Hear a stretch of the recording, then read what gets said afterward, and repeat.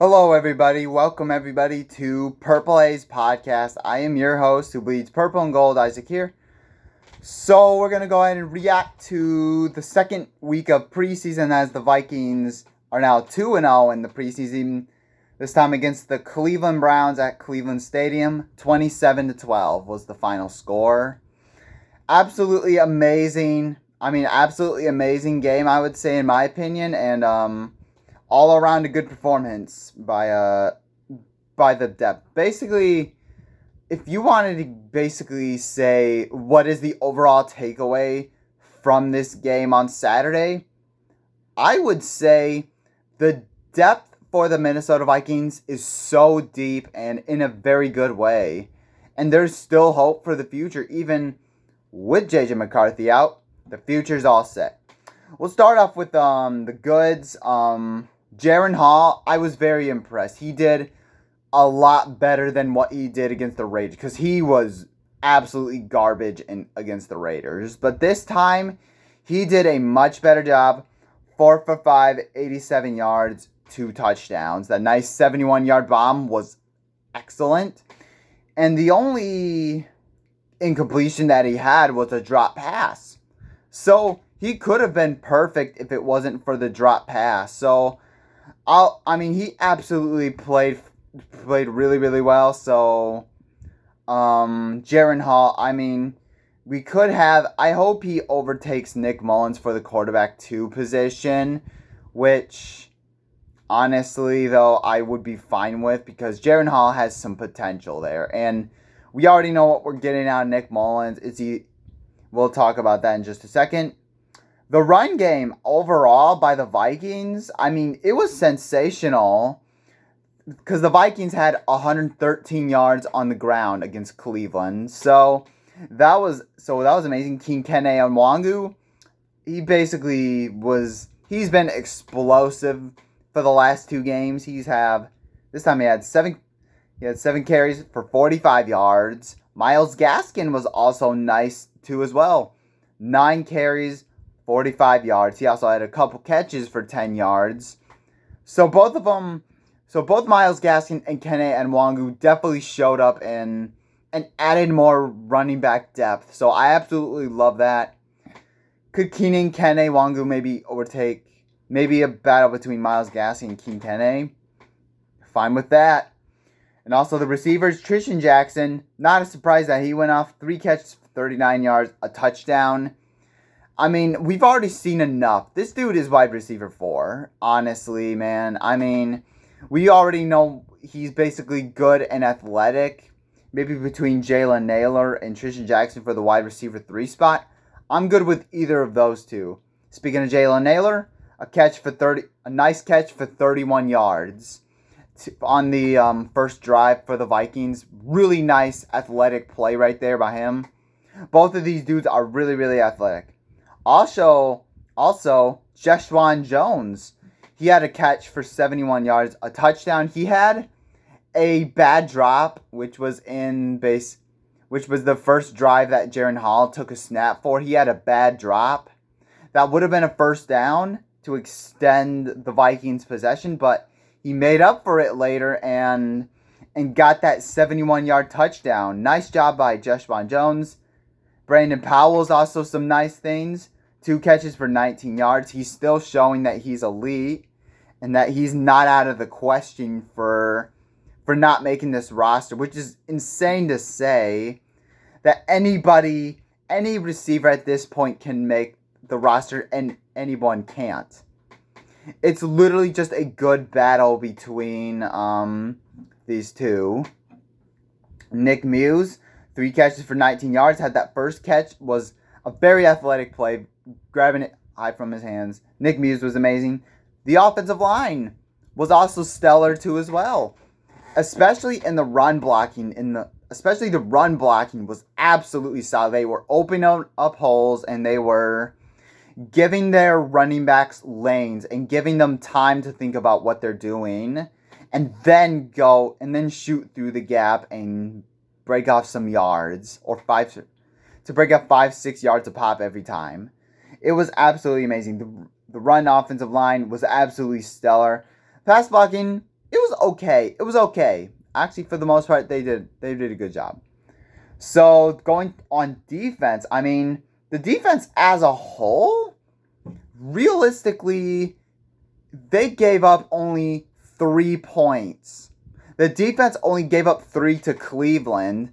One of them was a safety. One of them was bad officiating, if you will.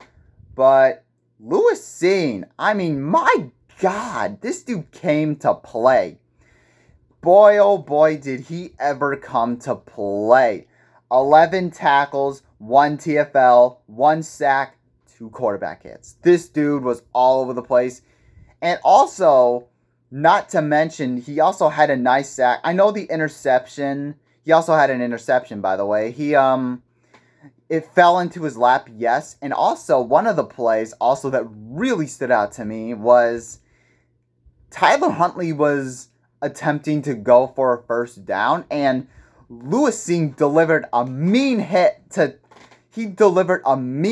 Tyler Huntley as he was going down. It was a clean hit, textbook football hit. That was some amazing stuff by Lewis Cine. I don't know if he's going to make the roster, but I was very hard on him the last preseason because he was absolutely terrible at tackling. He's wishy-washy. I don't know what to think of him anymore. I think he might get cut. I feel like he might make a case. If he can, I don't know, basically, even if he plays good against the Eagles. But man, he had himself a game. Brian Asamoah, 4 tackles, 1 sack. Had that very athletic play on a blitz. The speed for Brian Asamoah was absolutely insane. He should have. It's absolutely a shame that he did not have that safety. It's just a shame that he should have been credited with it, but for some reason he didn't. Bo Richter, he was still getting after it. A sack in the red zone. Nice job by Bo Richter. He is still producing. Dwight McGlothern, I mean, he's making a strong case for another spot at the cornerback. He had an interception that completely flipped the field. The Browns were in the red zone at that time, and Dwight McGlothern did a good job, and he took it all the way. He almost took it to the house, but it led to a Vikings touchdown, though. I mean, Dwight McGlothern, I mean, he was amazing. Taki Taimani, I mean, it felt like he made plays all over the place, just like Lewis Cine, but Lewis Cine was a lot better. But Taki Taimani, I mean, he was great. 6 tackles, the TFL. He was getting after it. Really, really good job by him.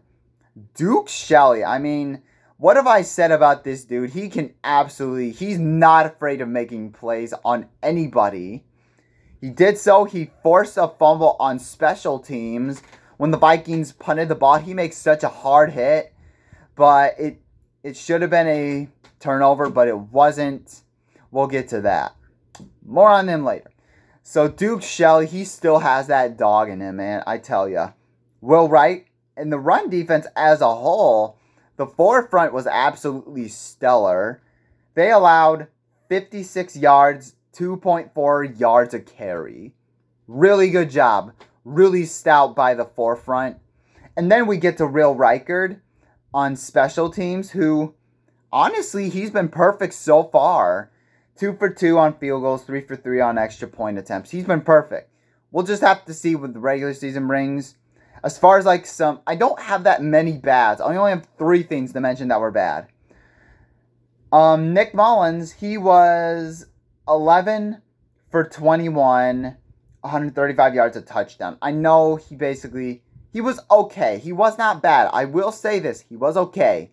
He had some nice throws here and there, but there were just sometimes I saw a couple of picks that he was lucky to get away with. My gosh, they were not good throws. And just some of them were just delayed, you know. He had some guys open, but some of them were he just delayed it and just held on to the ball too long. So Nick Mullins wasn't good. Dwayne McBride, 6 for 17. I mean, I'm a bit I mean, I don't think Dwayne McBride's going to make the roster because it's just non-productive by him. The officiating crew, I mean, was absolutely terrible. Let's just call it what it is. I mean, basically, this is what really impacted the drive. The officiating gifted the Cleveland Browns 7 points on a deep DPI on Bobby McCain.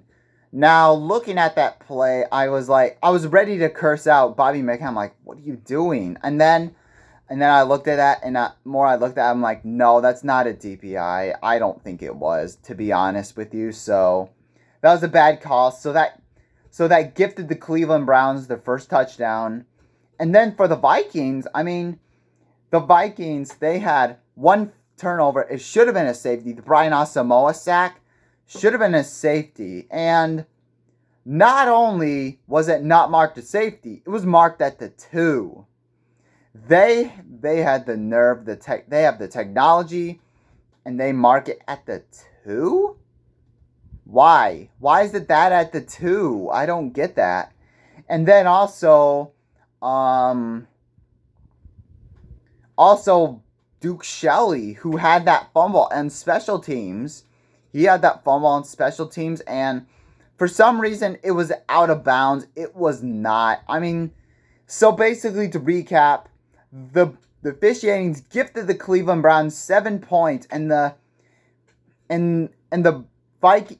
officiating erased 5 points from the Minnesota Vikings. At least the safety and the Duke Shelley fumble that should have been recovered by Minnesota. So, at the very least, it could have been 32-5 at least. So, I mean, other than that, I mean, the officiating crew was terrible. I hope this does not I know it's preseason, whatever, but you can't be doing this in the preseason, man. I mean, if this is what you're going to do to predict games or dictate games, then I don't know, man. It should be terrible. It was terrible, though, nonetheless. But other than that, I mean, the depth with the Vikings, I mean, it is still, even without J.J. McCarthy, the future is still bright for the Minnesota Vikings, and I am here for it, to be honest with you. I am absolutely excited, for the 25 season. We just got to address some things, So, yeah, so that's the recap, and also the signing of Stephon Gilmore was also amazing, too, as well. I already posted that in the community. I feel a lot better about the cornerback room, considering the circumstances. So, if you're waiting for my thoughts on this video, I think good signing. Just absolutely, you needed this. So, thank you guys so much for watching. Make sure you guys hit the like button. Hit that subscribe if you haven't already. Skull Vikings.